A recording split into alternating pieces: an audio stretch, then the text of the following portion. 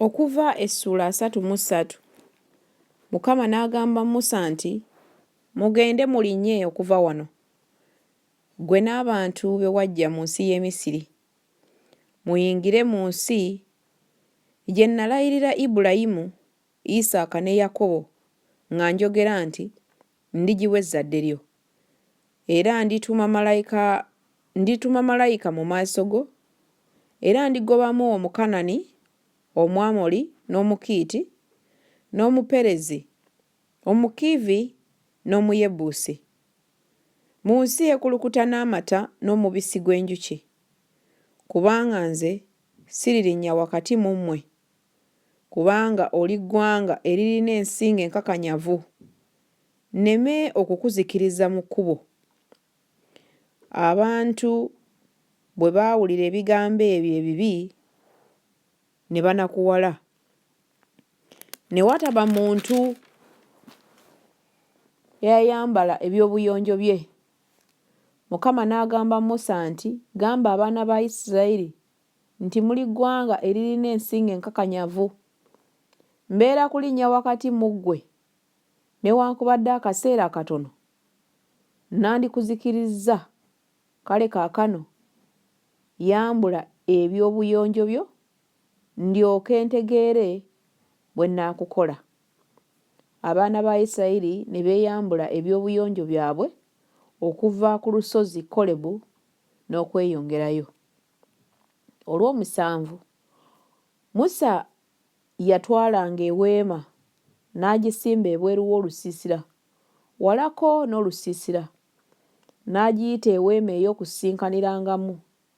Era buli eyayonoonanga Mukama n'afulumanga n'agenda mu weema ey'okusinkanirangamu eyali ebweru w'olusiisira. Era Musa bwe yafulumanga n'agenda nga mu weema, abantu bonna ne bagolokoka ne bayimirira buli muntu mu mulyango gwa weema ye, n'atunuulira Musa okutuusa bwe yamalanga okuyingira mu weema. Awo Musa bwe yayingiranga mu weema, empagi ey'ekire n'ekka n'eyimirira ku mulyango gw'eweema. Mukama n'ayogera ne Musa. Abantu bonna ne balaba empagi ey'ekire ng'eyimiridde ku mulyango gw'eweema. Abantu bonna ne bayimuka ne basinza, buli muntu mu mulyango gw'eweema ye. Mukama n'ayogeranga ne Musa nga balabagana mu maaso ng'omuntu bw'ayogera ne mukwano gwe.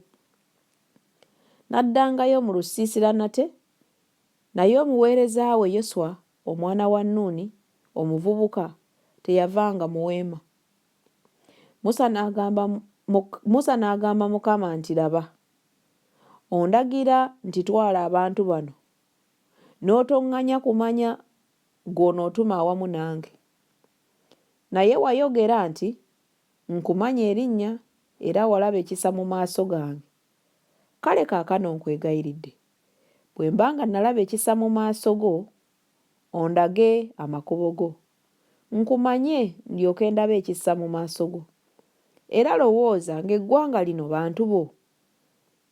N'ayogera nti, amaaso gange galigenda naawe, nange ndikuwa okuwummula. N'amugamba nti, amaaso go bwe gatagenda nga nange, totutwala okuva wano, kubanga kiritegeererwa kitya nga nze nalaba ekisa mu maaso go, nze n'abantu bo.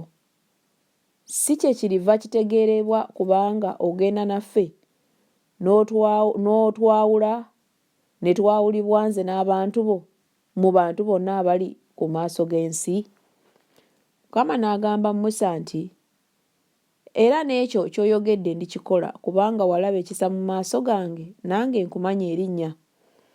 N'ayogera nti, nkwegayiridde, ondage ekitiibwa kyo. N'ayogera nti, naayisa obulungi bwange bwonna mu maaso go, era n'atendera erinnya lya Mukama mu maaso go. Era n'amukwatirwanga ekisa gwe nnaakwatirwanga ekisa, era n'amusaasiranga gwe nnaasaasira. N'ayogera nti, toyinza kundaba maaso, kubanga omuntu talindabako n'aba omulamu. Mukama n'ayogera nti, laba, waliwo ekifo ekiri okumpi nange, naawe onooyimirira ku jjinja 22 Awo olunaatuuka ekitiibwa kyange bwe kinaaba nga kiyita, naakuteeka mu lwazi lw'omujjinja, mu lwatika lw'omujjinja, ne nkubikako n'omukono gwange okutuusa bwe nnaaba nga mpiseewo.